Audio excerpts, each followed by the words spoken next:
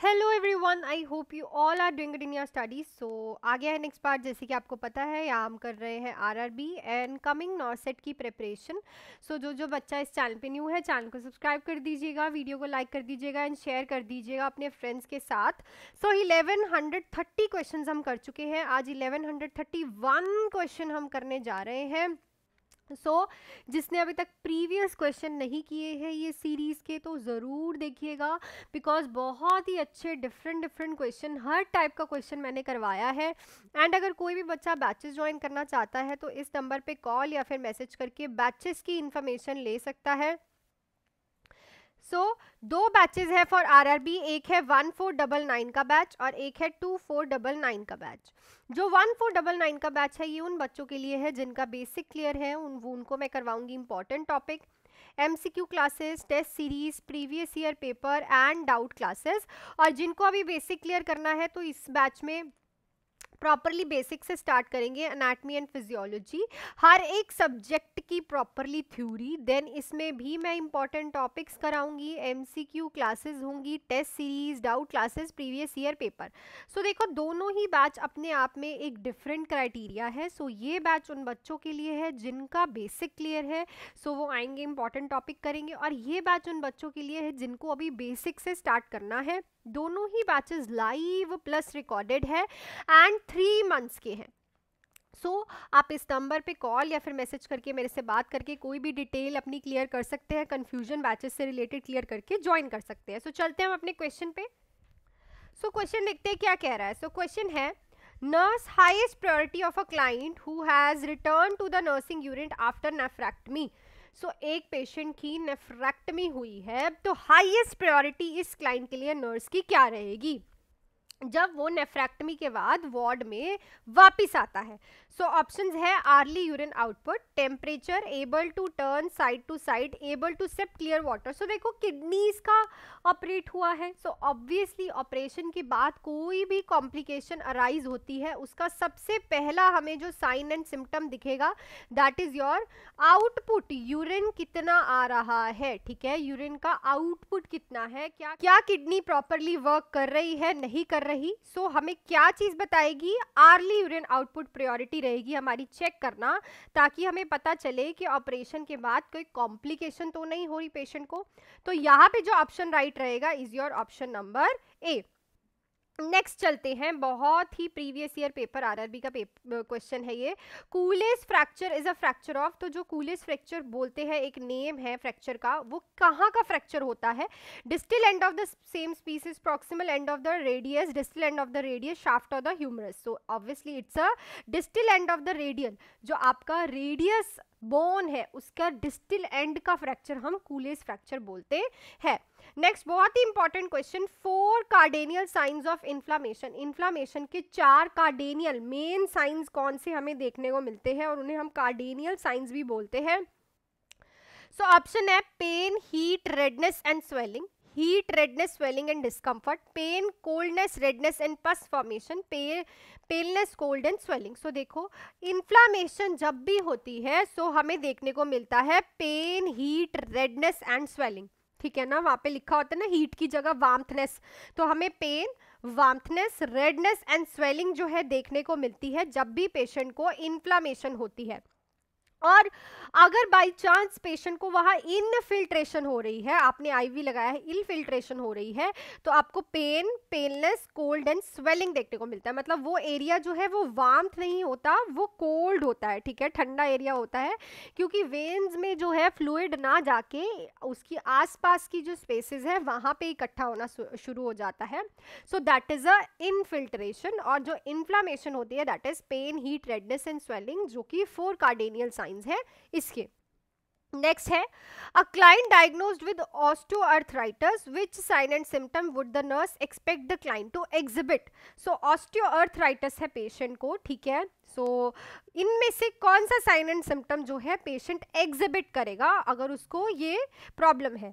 सुवियर bone deformity, waddling gait, swan neck finger, joint stiffness. Obviously osteoarthritis है तो patient के जो बोन्स हैं, जो जॉइंट, सॉरी बोन्स कह रही हूँ, जो जॉइंट्स हैं वो स्टिफ होने शुरू हो जाते हैं।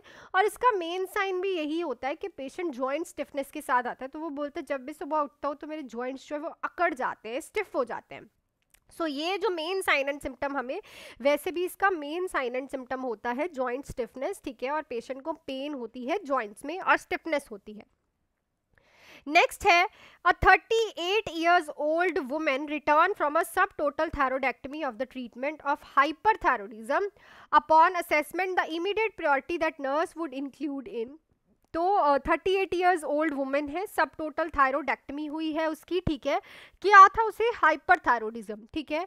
तो असेसमेंट पे किस चीज के लिए, कौन सी ऐसी असेसमेंट है इनमें से जिसमें आप इमीडिएट प्रायोरिटी एक्शन लोगे।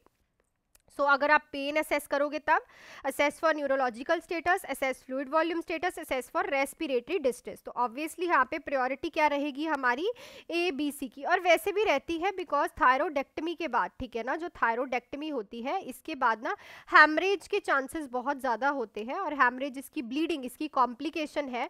और अगर वहाँ पे ब्लीडिंग हो गई थ्रॉट में जहाँ थायराइड ग्लैंड होता है, तो वहाँ पे जो है रेस्पिरेशन ऑब्स्ट्रक्ट हो जाएगी, पेशेंट को सांस लेने में ऑब्वियसली अगर प्रॉब्लम आ रही है तो समझ जाओ कि वहां पे ब्लीडिंग हो रही है। सो इसकी आपको इमीडिएटली कुछ ना कुछ जो है एक्शन लेना पड़ेगा। सो नेक्स्ट क्वेश्चन पे चलने से पहले आप लोगों को थोड़ा सा बैचेस का क्लियर कर दे। सो जिसको सुनना है, अदरवाइज आप स्किप कर सकते हो। सो आप इस नंबर पे कॉल या फिर मैसेज करके आज कोई भी बैच ज्वाइन कर सकते हो। 3 मंथ्स के दोनों बैच है specially for RRB।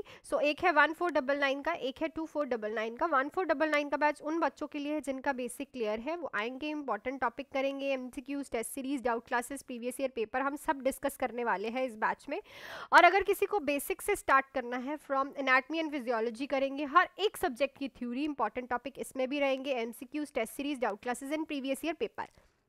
So depend करता है आपका बेसिक कितना अच्छा है। सो अगर आप बेसिक क्लियर वाले हो तो आप इस बैच की तरफ जा सकते हो, 1500 फॉर 3 मंथ्स और 2499 for 3 months for a theory full fledge batch. दोनों ही बैचेस लाइव प्लस रिकॉर्डेड है, आपको लाइव भी मिलेगा और आपको रिकॉर्डिंग्स भी मिलेंगी। सो अगर आप वर्किंग भी हो तब भी आपके लिए ये परफेक्ट है। डाउट क्लासेस भी रेगुलरली होती है, नंबर आपकी स्क्रीन पे है। सो आज ही आप मेरे से बात करके कोई भी बैच जो है वो ज्वाइन कर सकते हो। सो चलते हैं नेक्स्ट क्वेश्चन पे।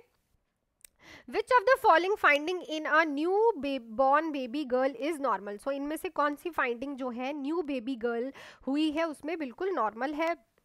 सो ऑप्शंस है, passage of meconium within 24 hours, respiratory rate 70 per minute at rest, yellow skin tone at 12 hours of age, bleeding from umbilicus. तो देखो अगर अम्बलाइकल से ब्लीडिंग हो रही है then there is any problem.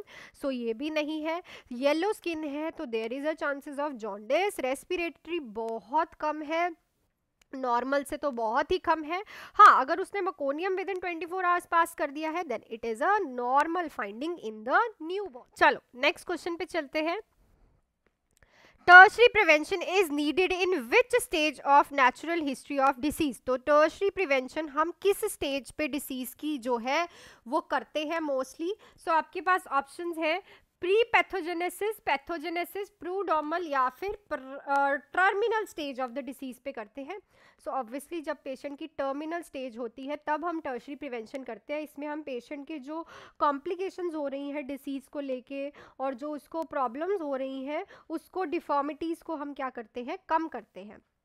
Next है, temporary hardness of water can be prevented by. तो temporary hardness of water हम कैसे प्रिवेंट कर सकते हैं, sterilization, boiling, mixing sodium chloride in the water, by bleaching. So obviously by boiling हम जो है टेम्पररी, बाई चांस आपके घर पे आपने देखा होगा अगर वाटर जो है बड़ा हार्ड आता है दैट इज टेम्पररी हार्डनेस, उसको आप बॉयल कर दो, पानी जो है हल्का हो जाता है, उसकी हार्डनेस जो है वो कम हो जाती है, ठीक है।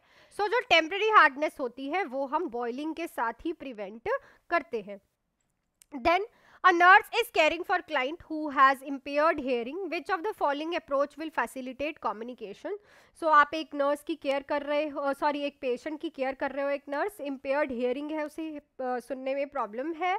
सो क्या चीज़ जो है कम्युनिकेशन को फैसिलिटेट करेगी, speak frequently, speak loudly, speak directly into the impaired ear और speak in a normal tone. So it's a speak in a normal tone. जब आप उससे नॉर्मली बात करोगे तो कम्युनिकेशन जो है अपने आप ही फैसिलिटेट हो जाएगी। कभी भी लाउड नहीं बोलना, कभी भी बहुत धीमे नहीं बोलना, एक नॉर्मल टोन रखोगे तो कम्युनिकेशन ईजी रहेगी।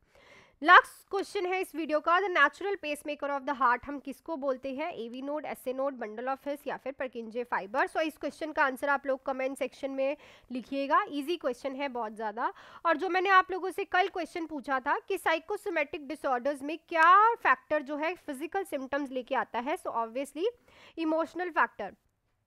पेशेंट अपनी स्ट्रेस एंड एंजाइटी के साथ फिजिकल फैक्टर्स बोलता है। पेशेंट बोलता है उसकी रिपोर्ट्स में कुछ नहीं आता, पर उसकी चेस्ट में पेन हो रहा है, उसकी फिंगर्स में, मतलब रिपोर्ट्स में कुछ नहीं आएगा, ड्यू टू इमोशनल फैक्टर्स वो फिजिकल सिम्टम्स जो है एग्जिबिट करेगा।